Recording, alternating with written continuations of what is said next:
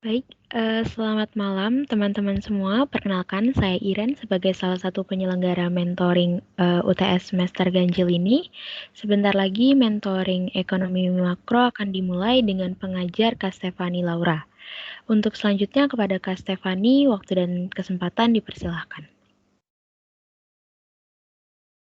Oke, thank you ya Iren. Oke, selamat sore teman-teman semuanya. Perkenalin, nama aku Stefani Laura dan hari ini aku bakalan ngajarin kalian ekonomi makro selama kurang lebih 1 sampai 2 jam ke depan. Hmm, Bahasan kalian siapa ya?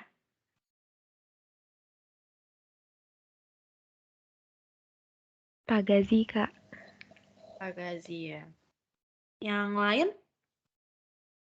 Bu Sumiarti, Kak. Oke. Elwisam. Oh, Pak Elwisam. Di sini ada yang diajar Pak Syafril nggak? Pas mikronya aja, Pak.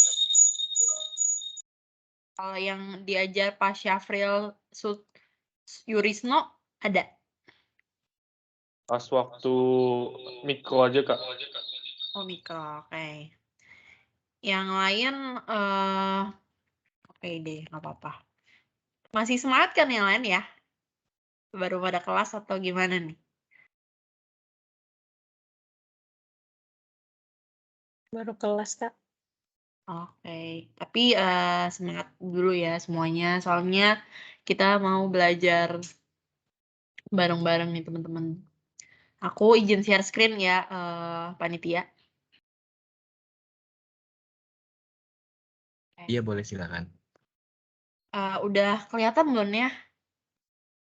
Udah kelihatan, Kak. Oke. Kurang lebih beberapa menit ke depan kita belajarnya teori dulu ya, baru habis itu nanti kita lanjut sama kasusnya. Kita review materi dulu, oke. Nah, kalau misalnya tadi kalian ada dosen, apa sih kasih tau dosen gitu, kalau aku diajarnya sama Pak Syafril Yurisno. Jadi tadi aku tanya kalian siapa yang diajar Pak Syafril. Oke, aku izin ambil dari PPT bapaknya. Oke, makroekonomi nih.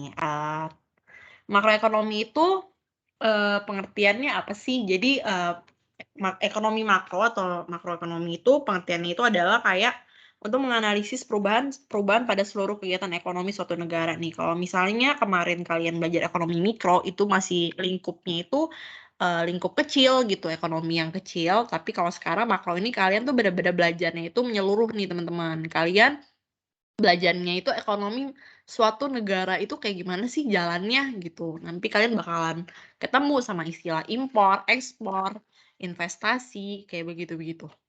Nah, beberapa masalah pokok perekonomian ini ada masalah pertumbuhan ekonomi, masalah ketidakstabilan ekonomi, ada masalah pengangguran, inflasi, suku bunga, uang beredar, sama masalah neraca perdagangan dan neraca pembayaran. Kalian bakalan sering banget, bukan sering ya, maksudnya nggak asing banget sama istilah pendapatan nasional nih atau PDB. Nah, itu tuh adalah, kalau misalnya singkatan itu adalah produk domestik bruto ya teman-teman atau pendapatan nasional. Jadi, biasanya kan kita sering dengar nggak sih kalau misal pas kita SMA dulu, kita sering banget, diajarin kalau misalnya semakin bagus nih PDB-nya, semakin banyak PDB-nya berarti negara itu terhitung, makmur, terhitung ya bagus gitu perekonomiannya, kayak gitu.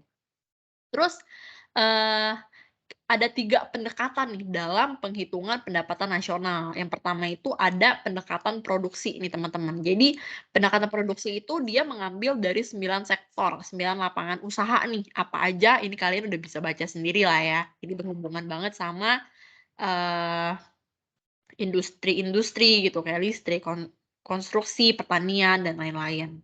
Nah, terus ada pendekatan pendapatan nih teman-teman. Jadi, eee, kita tuh tahu lah ya ada WRIP, ada wage, ada interest, ada pokoknya ada tenaga kerja, modal, tanah, wirausaha. Itu tuh, kalau misal tenaga kerja dia itu dibalas jasanya upah dan gaji. Iya dong, kalau misalnya kita kerja kita pasti maunya itu dibalesnya pakai upah dan gaji dong.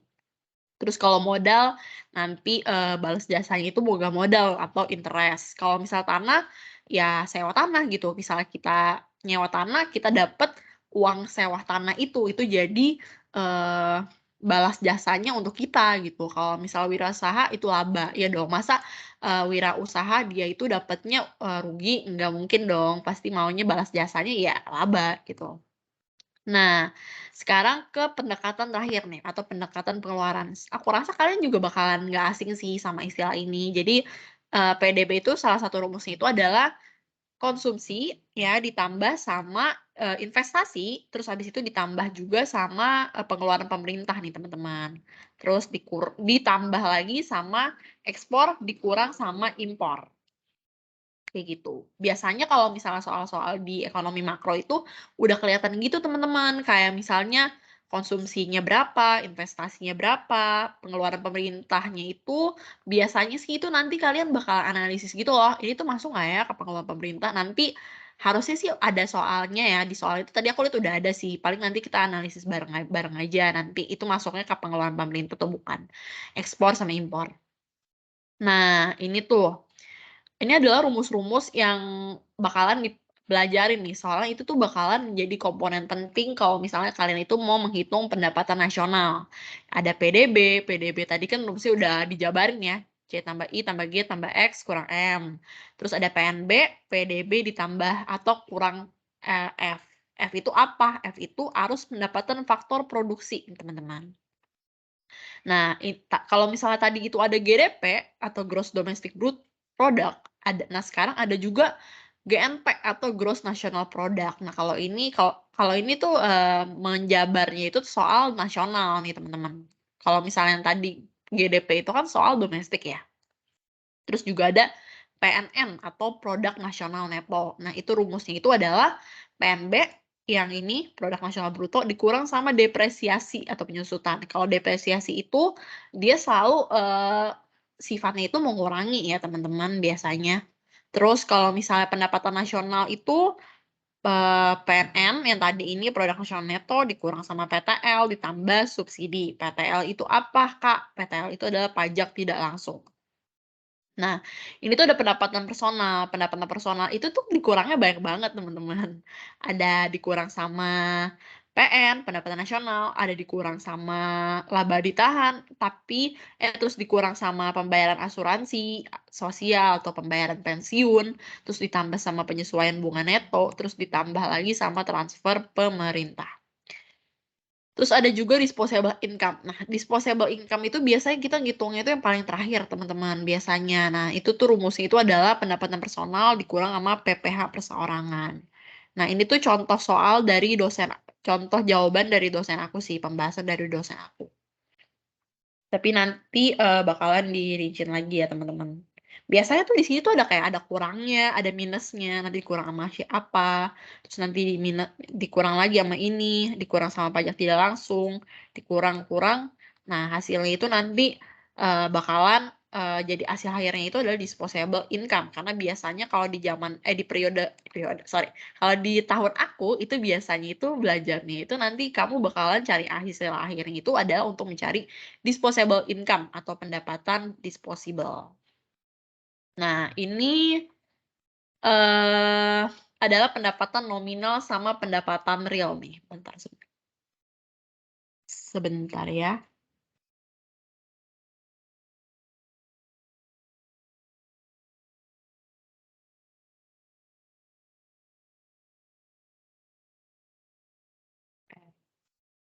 Tuh kita bahasnya nanti aja ya kalau misalnya sempat.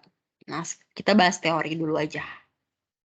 Nah, ini sekarang kita belajar nih, ada kegiatan-kegiatan ekonomi yang diabaikan dalam penghitungan PDB. Nah, kalau dalam penghitungan PDB itu nggak semuanya itu masuk ya teman-teman. Mentang-mentang dia itu komponen suatu perhitungan negara, tapi kan belum tentu semuanya itu dimasukin ke PDB gitu. Karena pastinya harus ada dong yang nggak boleh dimasukin ke PDB. Contohnya tuh apa sih? Ada kegiatan melawan hukum, ada kegiatan yang nggak dilaporkan, kegiatan non-pasar, sama keburukan ekonomi. Masa yang kurang baik ini dimasukin sih ke dalam penghitungan PDB gitu? Padahal PDB itu kan kayak menghitung produk domestik bruto suatu negara gitu ya. Terus buat apa sih Kak kita menghitung pendapatan nasional ini? Ada dong manfaatnya. Yang pertama itu adalah mengukur tingkat kemakmuran suatu negara. Ya, seperti yang tadi aku bilang gitu. biasanya itu semakin bagus nih, semakin tinggi PDB suatu negara, biasanya itu pasti itu bakalan, tingkat makmur negara itu bakalan bakalan kelihatan bagus. Oh, PDB-nya tinggi nih, berarti, negaranya itu makmur gitu. Terus yang kedua, untuk mendapatkan data-data terperinci mengenai seluruh barang dan jasa yang dihasilkan suatu negara selama periode gitu. Terus yang ketiga itu adalah untuk mengetahui dan menelaah struktur perekonomian nasional. Terus yang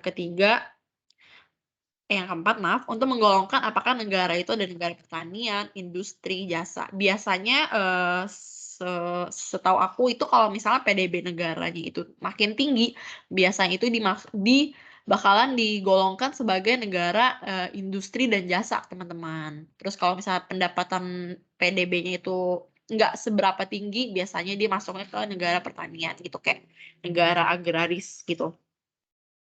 Terus abis itu, sebagai landasan untuk merumuskan kebijakan pemerintah. Iya dong, kalau misalnya nih, PDB-nya rendah, negara itu harus, harus merumuskan kebijakan gitu, kayak, apa sih yang baik nih buat negara aku gitu, biar negara kita ini bisa PDB-nya itu tinggi gitu, kayak begitu. Terus untuk menentukan misalnya kontribusi berbagai sektor perekonomian terhadap pendapatan nasional, sama membandingkan perekonomian antar negara.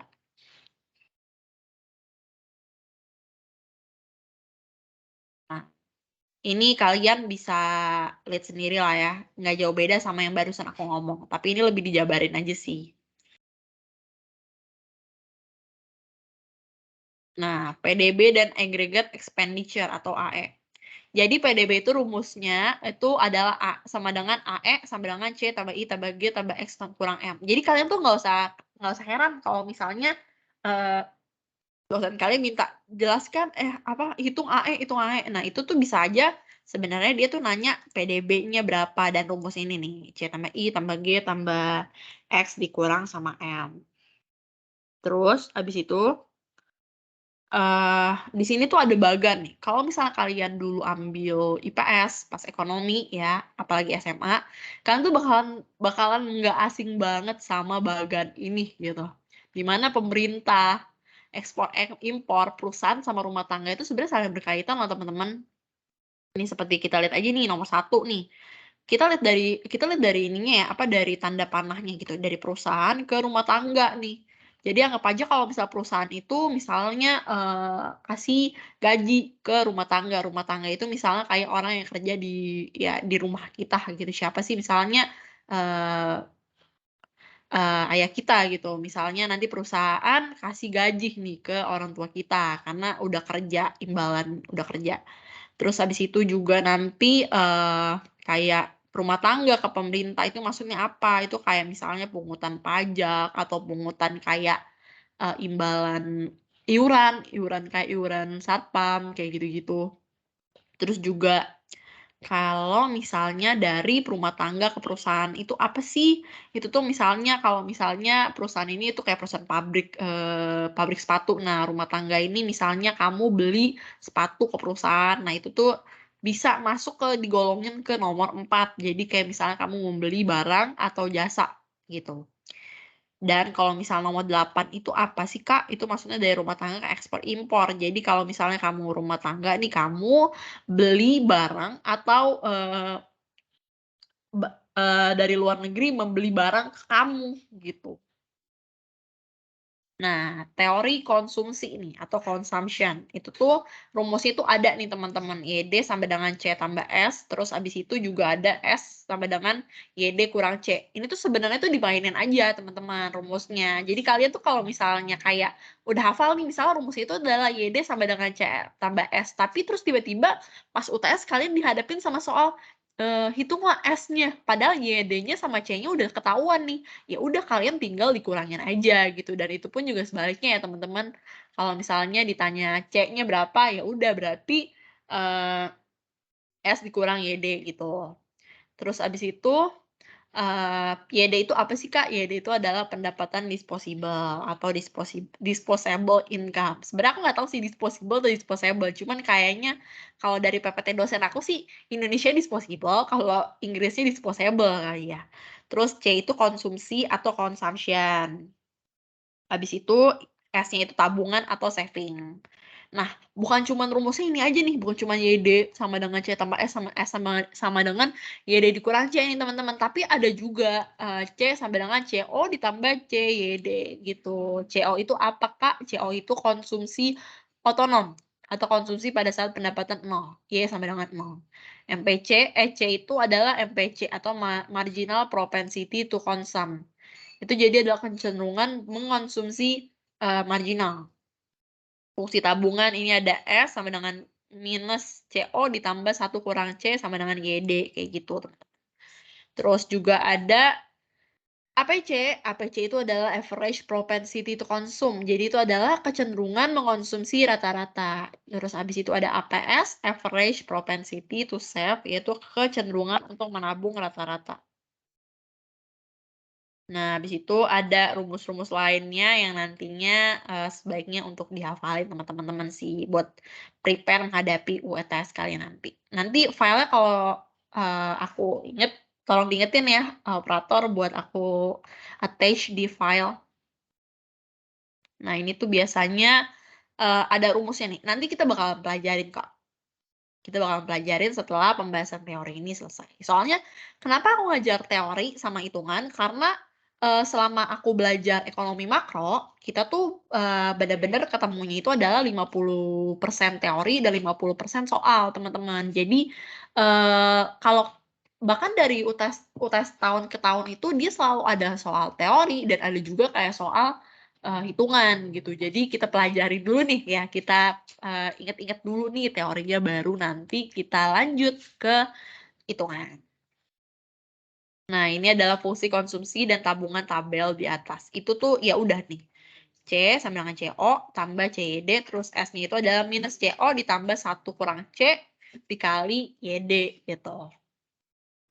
Jadi setiap kali misalnya rumus itu dia juga ada analisisnya dong teman-teman. Kalau misalnya CO-nya segini berarti begini. Kalau misalnya minus berarti begini. MPC-nya begini 0, berapa berarti begini. Kayak begitu. Terus juga ada uji keseimbangan. Oke, kita belajar ke teori investasi. Nah, investasi itu investment dan ada juga IO atau investasi otonom. Itu tuh nggak dipengaruhi sama faktor luar. Nah, biasanya itu kalau misalnya kayak bagan tuh begini teman-teman sih biasanya. Tapi ini di aku dulu kayaknya nggak keluar sih teman-teman. Tapi kalian bisa aja sih buat kayak diinget-inget kayak kurang lebih gimana sih dari teori investasi itu gambarnya itu kayak gimana gitu Kak. Bisa dilihat aja gitu. Sama ada juga pengeluaran agregat atau agregat expenditure. Itu disingkatnya AE. Jadi kalau misalnya teman-teman bingung, apa sih AE Kak? Apa sih AE gitu? Kayak aku sering banget denger gitu. Nah, itu tuh adalah agregat expenditure. Rumusnya kayak gimana Kak? Rumusnya itu ada AE sama dengan C tambah I, ada juga Y sama dengan AE. Nah, kalau misalnya kalian nanya nih, kan tadi rumusnya itu C tambah I tambah G ditambah X kurang M Kak. Nah, iya, cuman sebenarnya tuh tergantung dari soalnya gitu sih teman-teman, tergantung dari case-nya itu. Kalian tuh di soal itu kalian tuh dapatnya apa? Kalau misalnya cuman cuman ada C sama I, ya udah berarti kalian tambahin aja gitu C tambah I-nya. Kalau misalnya soal itu ada G sama ekspor sama impornya, ya udah kalian pakai rumus yang tadi itu aku bilang aja gitu. C tambah I tambah G tambah X kurang M. Nah, biasanya kalau misalnya kita cari di tabel gini, dia itu bakalan minta adanya keseimbangan gitu. Maksudnya apa tuh keseimbangan? Jadi, kalau misalnya dalam kondisi Y-nya sama AE-nya sama, terus abis itu S sama I-nya itu sama. Nih, kalau kalian perhatiin nih, di tabel yang pertama, yang kolom pertama ya, yang Y-nya itu nggak sama AE-nya. Y-nya 0, AE-nya 350. Terus Y-nya itu yang ke tabel kedua, itu Y-nya 100, kalau misal AE-nya tuh 430. Mereka nggak balance. Dari Y sama AE-nya aja nggak balance. S sama I-nya juga nggak balance gitu. Jadi nggak ketemu nih. Sampai kapan nih kita baru bisa ketemu? Oh, ternyata di soal ini pas kolom ke-7 baru ketemu nih. Ternyata Y-nya sama dengan AE, S-nya itu sama dengan I, kayak gitu. Nah, ini rumusnya nih, ada juga nih. Y sama dengan AE, sama dengan C tambah I, terus I itu sama dengan S. Kayak gitu.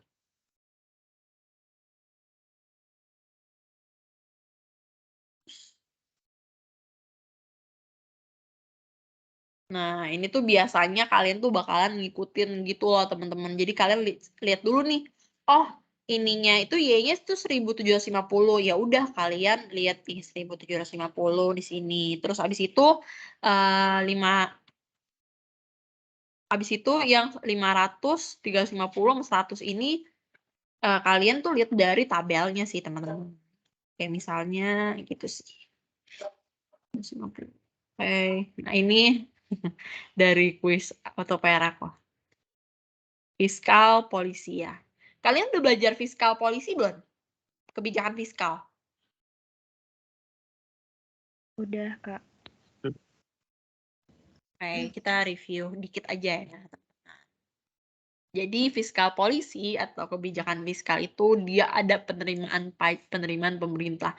Jadi melalui pajak. Kita tahu ya teman-teman kalau misalnya penerimaan pemerintah itu paling besar itu dari pajak yang dipungut sama masyarakat gitu. Nah, terus ada rumus-rumusnya juga nih teman-teman, tapi rumusnya ini nggak banyak kok, nggak sebelibet itu. Jadi kayak misalnya YD sama dengan Y dikurang TX, YD itu apa tadi? YD aku udah jelasin ya, YD itu ada pendapatan disposable. Terus ada juga tax sama dengan TXO itu tax yang bersifat otonom. Jadi dia nggak dipengaruhi sama Y. Ada juga TX sama dengan TY. Kalau TY ini adalah pajak proporsional gitu. Dia jadi bersifat endogen.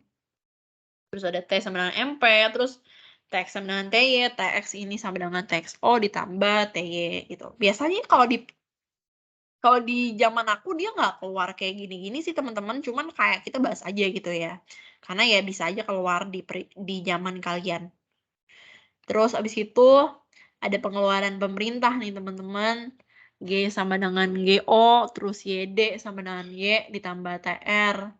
Terus ya udah di saldo anggaran itu tuh jadi kalau misal teks itu sama dengan G itu berarti anggarannya seimbang. G itu apa Kak? G itu adalah belanja pemerintah, teman-teman. Yang tadi ada rumusnya itu yang C tambah I tambah G tambah X kurang M. Itu tuh bener-bener rumus yang harus banget dihafalin sih teman-teman. Karena rumus itu tuh paling simpel, paling gampang. Kalau kalian tahu juga ada W tambah R tambah I tambah P ya. Itu ya ada di pendekatan pas kita bahas yang pendekatan-pendekatan itu sih. Terus ada juga sektor internasional atau ekspor impor. Sama aja, jadi dia ada otonom juga, ada endogen juga. Biasa sih kalau di zaman aku endogen otonom itu nggak diinin sih teman-teman, nggak terlalu dijabarin banget sih. Paling kayak rumus-rumus basic aja sebenarnya yang perlu dihafal sih. Terus juga ada uji keseimbangan 4 sektor. Bocoran sama dengan suntikan. Jadi ya S tambah T tambah M sama dengan G tambah I tambah X tambah TR. Terus pendapatan disposable-nya itu adalah YD tambah C tambah S sama YD sama dengan Y kurang TX tambah TR. Nah, ini juga keseimbangan atau equilibrium. Nah, ini tuh juga sebenarnya kalian bisa seingat aku ini juga keluar sih teman-teman waktu di zaman aku kayak sebenarnya nggak terlalu susah sih, kayak yang penting itu kalian tahu aja nih, CO itu apa sih, CTXO itu apa sih, CTRO itu apa sih, dan lain-lain. Nah, itu nantinya bakalan kalian masukin. Jadi kalau misalnya dia minta CTXO-nya itu, misalnya CO-nya 50, CTXO-nya 60, ya udah berarti 50 kurang 60 dan seterusnya gitu teman-teman. Tapi kalau misalnya CTXO-nya itu ya 60 minus 60 ya udah berarti 50 ditambah 60 kayak gitu-gitu sih. Sebenarnya masih perhitungan yang dasar gitu loh teman-teman, bukan perhitungan yang sebelibet itu gitu. Multiplier kayaknya di zaman aku nggak ada ya. Oke. Oke. Oke, kita bahas sedikit kali ya.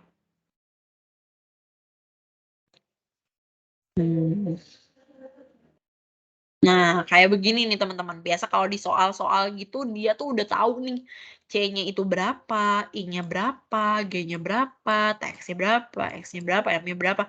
Nah, itu nanti dari situ nanti kalian bakalan ikutin sama rumus yang ini.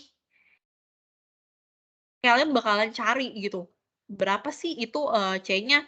Nih, C-nya itu ternyata 100 tambah 0,8 YD. Nah, YD itu dapatnya dari mana? YD itu dapatnya itu adalah rumusnya yang tadi ya, yang tadi udah dibilang kalau YD itu adalah Y dikurang 0,1 Y ditambah 0. Jadi kalau misalnya kalian tuh inget banget pas waktu zaman kita belajar perhitungan yang tambah kurang, yang pindah lajur, pindah apa sih? Pindah lajur gitu, ya bisa tuh. Misal nih, 1Y ini kan sebenarnya 1 ya, 1Y. Nah, 1Y itu dikurang sama 0,1Y. Nah, itu tuh bakalan dapetnya itu adalah 0,9. Ya dong, 1 kurang 0,1 itu ya 0,9 gitu. Jadi YD-nya itu adalah 0,9 nih. Nah, habis itu nanti 100 ditambah 0,8, kan rumusnya 100 tambah 0,8 YD ya teman-teman. Jadi 100 ditambah 0,8 YD, 0,9 Y gitu. Nanti habis itu C-nya ini adalah 100 tambah 0,72 Y. Kenapa tuh Kak 0,7 Y? Iya dong, jadi 0,8 dikali sama 0,9. Jadi hasilnya adalah 0,72 gitu. Terus kalau misalnya S-nya mana ya S-nya ya? Oke, ternyata S-nya itu adalah kurang nih. Jadi kalau misalnya C-nya itu plus, S-nya itu dikurang, teman-teman, diminusin. Istilahnya diminusin gitu kayak. Jadinya minus 100 ditambah 0,2 kali 0,9 Y nih, teman-teman. Jadi 0,2 dikali 0,9 itu hasilnya 0,18 gitu. Terus rumus yang C tambah I tambah G tambah X kurang M berlaku nggak? Berlaku di sini tuh. Ada kan kayak M-nya ada X-nya ada, C, I, G-nya juga ada, kayak gitu. Nah, habis itu baru deh nanti kita inian ya teman-teman, kita pindah lajur. Kenapa Kak pindah lajur? Iya dong, soalnya nggak bisa dong kalau misalnya tambah atau kurang Y kayak 100 tambah 0,72 tambah 250 itu mana bisa gitu, mana ketemu sih jalannya. Nah, makanya dipindahin nih, pindah lajur dia. Jadi Y dikurang 0,72 karena 0,72 ini awal di kanan terus kita pindahin ke kiri berarti dia jadinya minus gitu, teman-teman. Dan ini kita lihat nih, oh ternyata 0,1 itu juga minus ya, berarti ya udah kita pindahin berarti dia otomatis jadi plus kayak gitu. Terus nanti dikurang sama ditambah sama 100 tambah 250 tambah 170 tambah 240 nanti berapa gitu dicari gitu. Berarti ini kalau misalnya dari kalkulator aku nggak ini sih ya. Kan kalau misalnya 1 itu dikurang sama 0,72 terus habis itu ditambah sama 0,1 itu hasilnya itu adalah 0,38. Terus hasil dari ini Y-nya itu adalah 2000 nih teman-teman. Bentar ya, aku pakai kalkulator juga deh. Nah, ini nih, 100 tambah 250 tambah 170 tambah 240 itu sama dengan 2000. Nanti kalian dibagi gitu teman-teman. 1 bagi 0,38 berapa? Kayak gitu sih nanti. Oke. Nah, ini juga ada kayak uji keseimbangan nih, sama suntikan sama dengan bocoran. Itu kan tadi udah ada ya di soal di rumus yang udah aku kasih tahu. Jadi G tambah I tambah X tambah R tambah TR sama dengan S tambah TX tambah M. Itu udah ada kan di sini nih, berapa sih angka-angkanya Kak? Nah, ini kan udah ada nih, udah dikasih tahu gitu sama soalnya gitu. Nanti kalian tambah-tambahin aja gitu. Oh, ternyata balance. Ya udah 660 sama dengan 660 kayak gitu. Terus YD-nya C tambah S itu hasilnya 1.800, ya udah kayak gitu aja teman-teman. Peningkatan Y, prisma Y, itu juga ada rumusnya nih, pakai prisma A sama dengan prisma I tambah prisma G, 50 tambah 30 sama dengan 80, kayak gitu sih. Nah, ini tuh hitungannya tuh dari rumus-rumus yang di sini sih teman-teman sebenarnya. Kayak gitu. Nah, grafik keseimbangan nih itu dilihat dari tabel-tabel yang ada di sini, sama ini sih. Lebih diperhatiin juga untuk kayak misalnya Y-nya ini Y1 berapa sih? Karena Y1 ini biasanya itu dia bakalan masuk ke sini nih, bakalan masuk ke sini, ke paling atasnya AE gitu. Terus habis itu juga dia bakalan begini, 2210.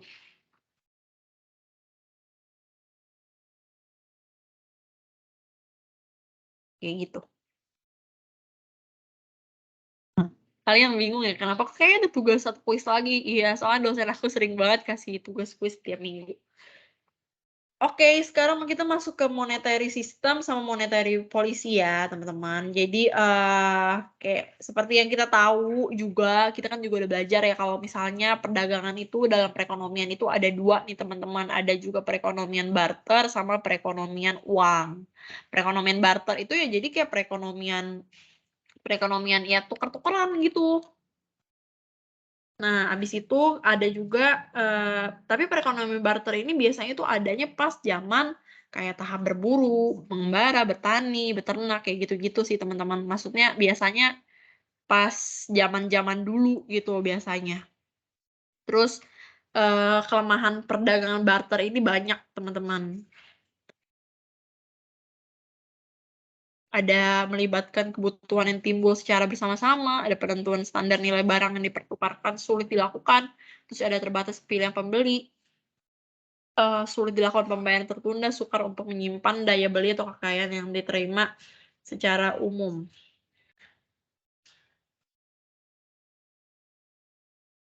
Terus juga ada perekonomian uang.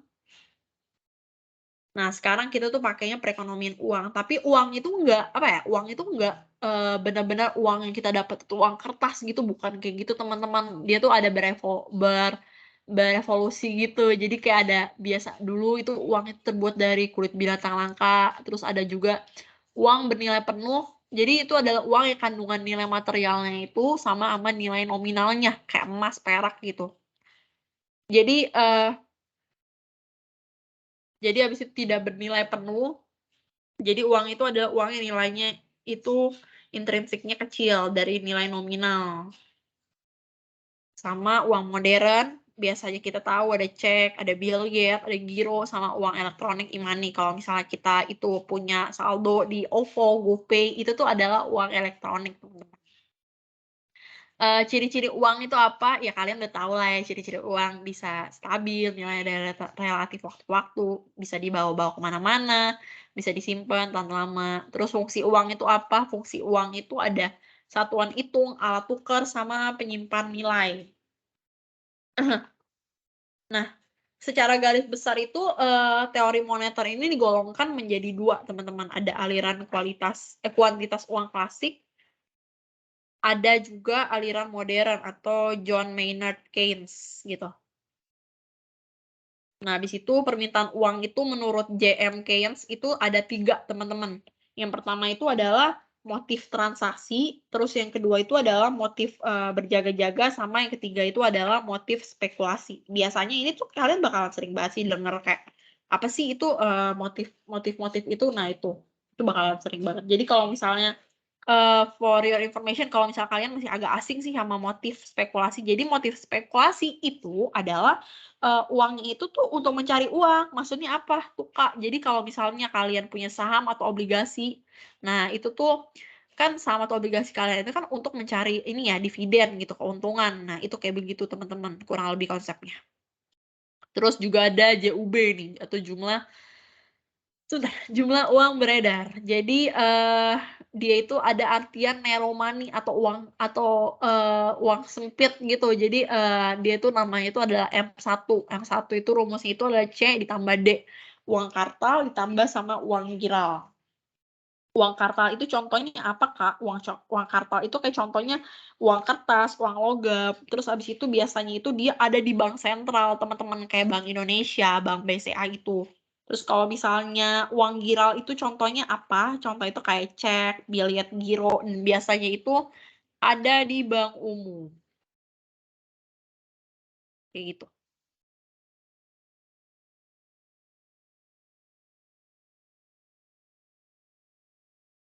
Terus habis itu uang kuasi. Uang kuasi itu apa? Kalian mungkin agak rada nggak asing ya sama istilah itu.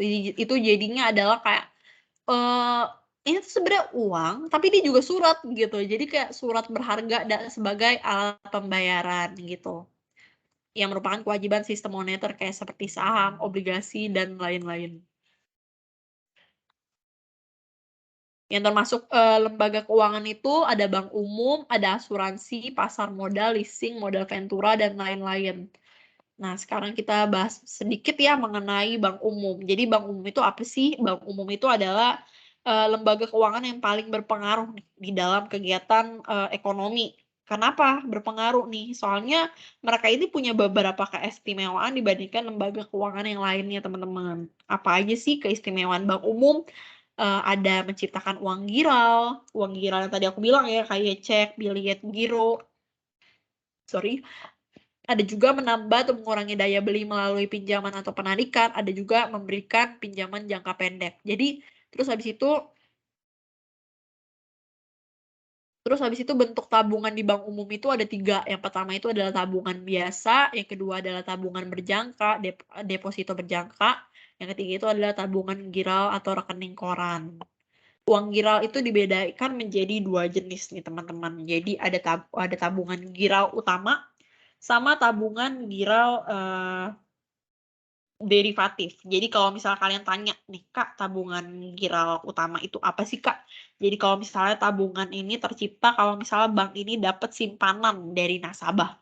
Dalam bentuk apa? Dalam bentuk tunai atau non tunai. Jadi itu tuh bakal meningkatkan penabungan giral gitu, tabungan giral, teman-teman.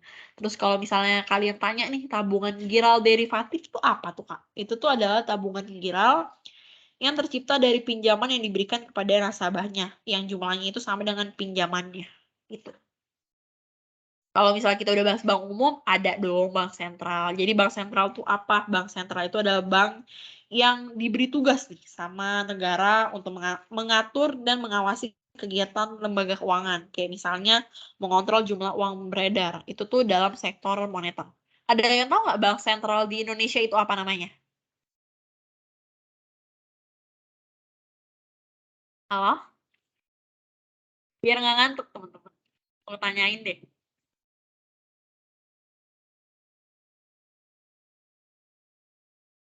Halo? Nggak ini ya? Suara aku kedengaran nggak ya? BI. Iya, bener banget. Bank Indonesia. Jadi Bank Indonesia itu adalah satu-satunya bank sentral yang ada di Indonesia. Nah, bank sentral ini punya fungsi yang lebih istimewa dibandingkan bank-bank lain, bank umum. Kayak contohnya bertindak sebagai bank kepada pemerintah, membuat kebijakan moneter, bertindak sebagai bank kepada bank umum, mengawasi bank umum dan lembaga keuangan lainnya, sama mengawasi keseimbangan kegiatan perdagangan luar negeri. Nah, kebijakan moneter ini terbagi atas 2, teman-teman. Kalau misalnya kalian ini sering banget nggak sih dengar kayak istilah kebijakan moneter ekspansif, kebijakan moneter kontraktif. Itu apa sih? Itu tuh adalah kalau misalnya ekspansif itu adalah kebijakan bank sentral untuk menaikkan jumlah uang beredar. Iya, jadi kalau misalnya uang beredar itu dia kebijakan ekspansif ini kayak menaikkan jumlah uang beredarnya gitu, teman-teman. Kalau misalnya kontraktif ini kebalikannya. Jadi kalau kontraktif itu adalah menurunkan jumlah uang beredar. Terus instrumen-instrumen kebijakan moneter itu ada kebijakan suku bunga atau discount rate, polisi, ada juga menetapkan giro wajib minimum sama operasi pasar terbuka. Sorry. Yang lain-lainnya itu kalian bisa baca-baca sendiri ya, teman-teman. Ini juga bisa dibaca lah ya. Nah, kita bahas dulu kali ya hitung-hitungan sedikit biar teman-teman nggak ngantuk. Oke. Bentar ya, aku share screen-nya, ubah dulu.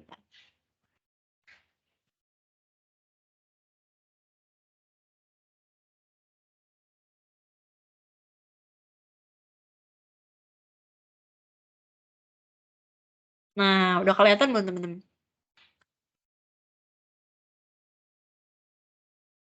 Halo? Udah kelihatan Sudah, belum ya? Kak. Oke, Sudah. thank you. Thank you Kak. konfirmasinya semuanya. Oke, thank you konfirmasinya. Jadi, misalnya nih teman-teman ya, kalau misalnya dikasih simpanan awal uang giral itu ada 500 miliar di bank umum dengan cadangan minimumnya itu atau GWM yang ditetapkan bank sentral itu adalah 25%. Hitunglah akumulasi pendapatan uang giral untuk 10 generasi. Misalnya ada soal di UTS kalian kayak gitu. Nah, sebenarnya kita tuh pertama kali first thing first kita harus lihat dulu nih bank umumnya uang giralnya itu berapa sih? Oh, 500 miliar ya. Udah kita tulis tuh 500 miliar gitu. Nah, 500 miliar nih uang giralnya. Habis itu kita cari pinjamannya itu adalah tadi kan dia bilang ya kalau misal cadangannya itu adalah 25% nih yang ditetapkan bank sentral itu adalah sebesar 25%. Berarti kalian harus dibagi teman-teman. Jadi 500 miliar itu dibagi sama 25% itu dikali sama 500 miliar teman-teman biar hasilnya itu adalah 125 miliar nih dapat. Oh, ternyata cadangan bank umum satu itu adalah 125 miliar gitu. Habis itu setelah itu adalah pinjaman nih teman-teman. Pinjaman ini didapat dari mana, Kak? Itu didapat dari selisih dari uang giral dikurang sama cadangan, teman-teman, kayak gitu. Terus abis itu sekarang kita mau cari bank umum yang kedua, bank umum 2 uang giral dari mana? Dari ini, dari pinjaman ya, pinjaman yang 375 miliar ini, teman-teman. Jadi selisihnya itu nanti selalu dimasukin ke uang giral di bank umum 2 sampai 10 gitu. Nah, kita coba lagi lah ya beberapa bank umum dulu gitu. Nah, ini gimana carinya? Itu adalah yang tadi udah aku bilang ya, berarti 375 miliar dikali sama 25%. Jadi hasilnya itu adalah 93,75 miliar. Nah, hasilnya itu nanti kalau dikurangin bakalan selisih 281 miliar gitu, teman-teman. Nanti masuk lagi nih, teman-teman. Jadi dimasukin ke uang giral di Bank Umum 3. Tuh kan 281,25 miliar, terus sekarang dimasukin ke 281,25 miliar, kayak gitu. Terus nanti dikurang lagi teman-teman sama cadangan, dikali lagi 25% sama cadangan, itu 70,312,5 miliar gitu. Nah, habis itu nanti dikurang lagi ya teman-teman, biar hasilnya itu nanti bakal jadi uang giral di Bank Umum 4. Begitupun seterusnya. Itu pun seterusnya. Jadi kalau misalnya kayak, Kak, ini aku dapat ini, Kak, dapat kayak koma gitu, ya udah nggak apa-apa karena emang soalnya itu kan kita ceritain ngitungin duit gitu ya teman-teman. Jadi ya it's okay lah kalau misalnya emang kayak gitu kan wajar. Nah, sekarang gimana sih, Kak, buat buat menghitung akumulasi dari penciptaan uang giral ini selama 10 generasi? Itu tuh gampang. Jadi kalian tambahin aja dari 500 miliar ini semuanya ini sampai ke 37 miliar. Nanti dapatnya itu adalah misalnya berapa nih? 1 triliun ya, teman-teman ya. Nah, habis itu juga ini berlaku juga untuk pinjaman sama cadangan. Itu tuh tapi kalau pinjaman itu akumulasi 10 generasinya itu adalah selisih dari uang giral sama kurang cadangan ya, teman-teman ya. Jadi kalau misalnya cadangan ini 25% dikali sama yang tadi ini B12 yang 1,8 miliar itu.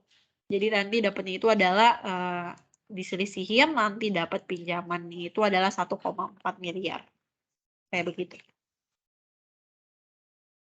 Sekarang kita pasar barang. Nah, cukup tahu aja, kalian juga sebenarnya harus juga nyimak sih yang ini sih. Jadi kurva IS itu atau pasar barang itu sering banget sih mungkin kalian bakalan dengar istilah itu. Jadi rumusnya masih dimain-mainin aja sih antara Y sama dengan AE tambah C tambah I tambah G tambah X kurang M. Terus kalau misalnya kayak kalian tanya, itu tuh apa sih Kak kurva IS itu? Kurva IS itu jadi tuh adalah kayak kurva yang menggambarkan kombinasi pendapatan nasional dan suku bunga pada saat pada saat pasar barang itu dalam keseimbangan, teman-teman. Apa aja sih faktor yang mempengaruhi kurva IS? Itu tuh ada pengeluaran otonom, tingkat suku bunga, sama pendapatan nasional. I sama dengan IO dikurang BI. Nih, kayak begini sih, teman-teman. Biasanya itu dia nanti bakal kayak geser-geser gitu loh. Ininya apa namanya? Garis-garisnya.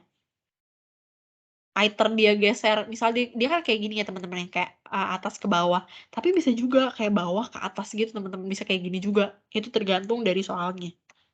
Biasanya itu tuh kurva sebentar aku hapus dulu. Biasanya kurva yang kayak gini yang dari atas ke bawah itu tuh kurva investasi, teman-teman. Kurva investasi. Sedangkan kalau misalnya kurva yang dari bawah ke atas itu bisa aja kurva keseimbangan, tapi bisa juga kurva saving gitu. Itu harus dihitung-hitung gitu teman-teman. Nah, ini. Kurva investasi nih, atas bawah itu kurva investasi. Kalau misalnya kurva keseimbangan atas bawah dia 45 derajat nih.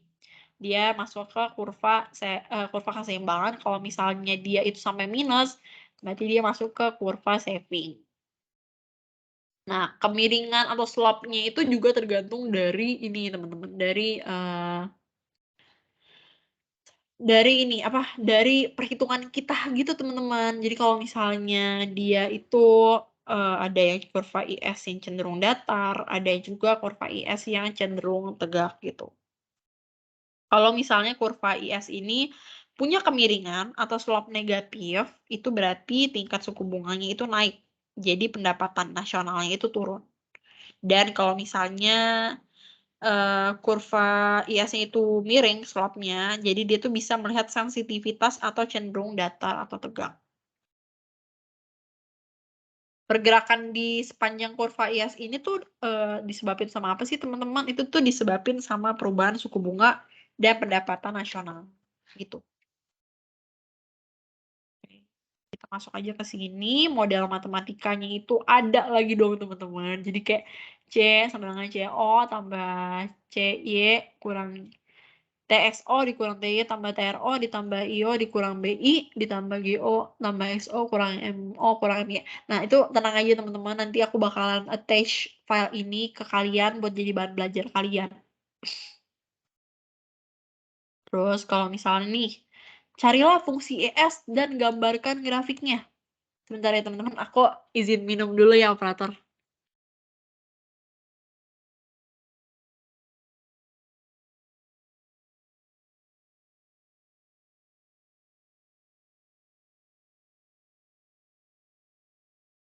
Nah, itu tuh misalnya nih biasa di soal tuh udah dikasih tahu kayak CIG-nya berapa, TX-nya berapa, TR-nya berapa, X-nya berapa, M-nya berapa.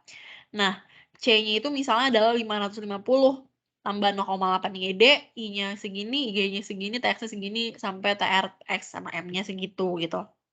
Nah, dia pakai rumus nih. Jadi, YD sama dengan Y dikurang TX tambah TR sama dengan ini nih. Misalnya Y-nya itu kita nggak tahu ya Y itu berapa sih, mana Y-nya nggak ada gitu kan. Jadinya dia cari TX-nya berapa nih. TX-nya itu adalah, TX-nya itu ingat ya teman-teman, biasanya TX itu selalu minus teman-teman. Jadi meskipun dia itu angkanya positif, tapi TX-nya itu minus. Dulu aku pernah banget salah gitu, pernah keliru gitu waktu aku kerjain latihan soal dari dosen aku. Dan ternyata ya hasilnya tuh nggak bakalan nggak bakalan sama gitu kayak teman-teman kamu yang hasilnya itu dari awal udah minus gitu. Habis itu nanti kamu kamu kurang juga nih. Pokoknya dia tuh serba negatif kalau TX itu. Serba negatif. Dikurang sama 0,1 Y Nah, habis itu cari nih TR-nya berapa nih? TR-nya, oh 50. Ya udah, berarti 100. Nah, ini tuh dapat dari mana sih, Kak? Nah, ini tuh dapatnya itu adalah, kenapa sih dapatnya 0,9? Iya dong, itu tuh jadi pindah gitu teman-teman, jadi dipindahin lagi lajurnya. Kalau misalnya tadi itu berarti 1 dikurang sama 0,1 teman-teman, jadi hasilnya itu adalah 0,9. Terus kalau misalnya ini dapat dari mana, Kak? Minus 60. Itu dapat dari minus 110 ditambah sama 50. Kita udah tahu lah ya, minus 110 ditambah 50 itu hasilnya adalah minus 60 gitu. Toh yang paling besar itu kan minus 110 ya, jadi pasti otomatis hasilnya bakal minus gitu. Nah, abis itu nanti bakalan di ini nih teman-teman, pakai rumus yang C tambah I tambah G ini. Jadi 550 ditambah 0,8 dimasukin nih YD-nya. Jadi kita tuh harus banget ngitung YD-nya dulu nih teman-teman, karena kita kan masih nggak tahu YD-nya itu berapa gitu kan.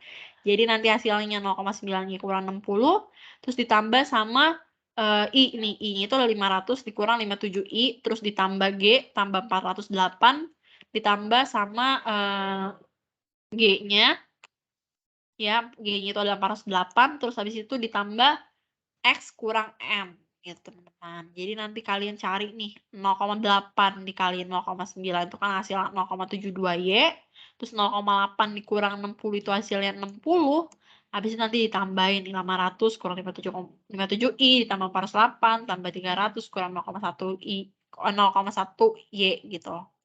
Terus nanti pindah lagi lajurnya teman-teman. Jadi Y, semuanya yang belakangnya Y ini itu masuk ke lajur kiri teman-teman. Jadi nanti 0,72 plus 0,72Y itu nanti masuk ke lajur kiri, dia jadi negatif 0,7Y. Terus kalau misalnya dia minus 0,1Y, dia jadi positif ke 0,1Y. Nah, 1710 ini dapat dari mana, Kak? Itu tuh dapat dari 550 dikurang 48 ditambah 500 ditambah 408 ditambah sama 300.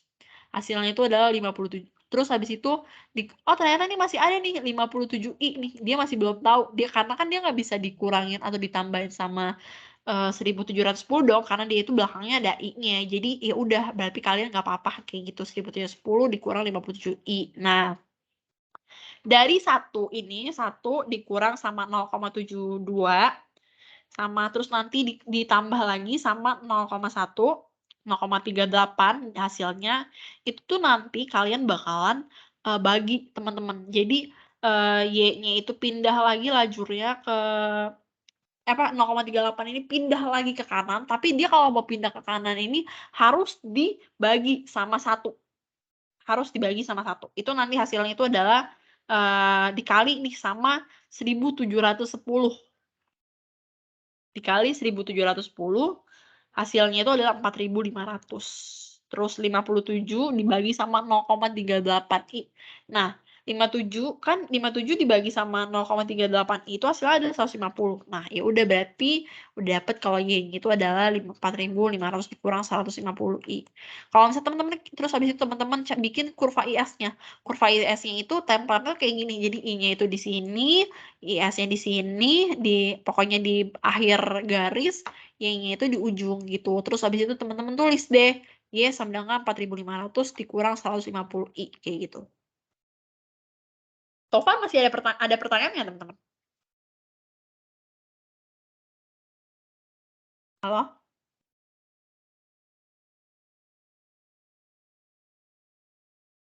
Oke, aku lanjut aja ya berarti. Sip. Nah, ini ada money market, ada LM curve, ada pasar uang, ada permintaan uang, ada motif transaksi berjaga-jaga, spekulasi yang tadi udah aku bilangin, kita turun aja. Nah, ini tuh selalu biasanya itu dia ada kayak kurva-kurvanya gitu, kayak model dari Keynes satu kuadran. Nah, ada spekulasi, ada equilibrium pasar uang, ada transaksi. Pergeseran kurva LM bergeser ke kanan. Kalau misal kurva LM itu gesernya ke kanan, berarti kalau ke kanan itu kan otomatis dia naik ya, naik. Nah, itu nanti berarti permintaan uangnya itu bertambah atau juk realnya itu bertambah. Kalau misalnya dia geser ke kiri, berarti dia geser ke kiri nih, otomatis itu nanti permintaan uangnya itu berkurang, kayak gitu.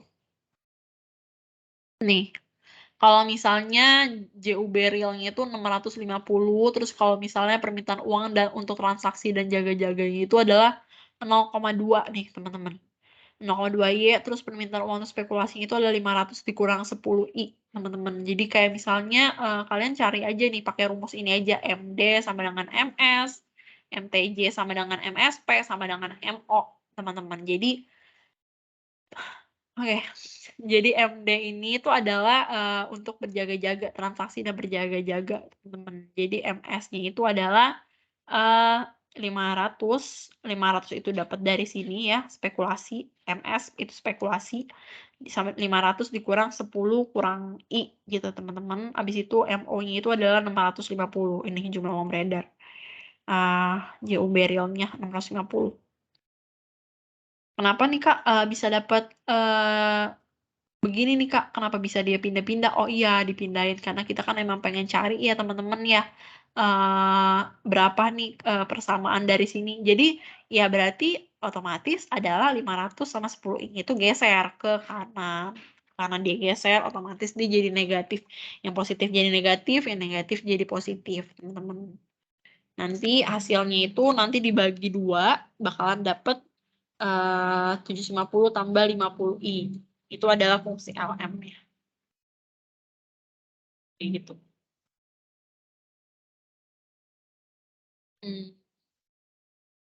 Oke. Nah, ini tuh adalah keseimbangan pasar barang dan pasar uang, IS kurang LM. Oke, bentar dulu teman-teman ya. Aku take down sebentar biar aku ganti ke file yang baru.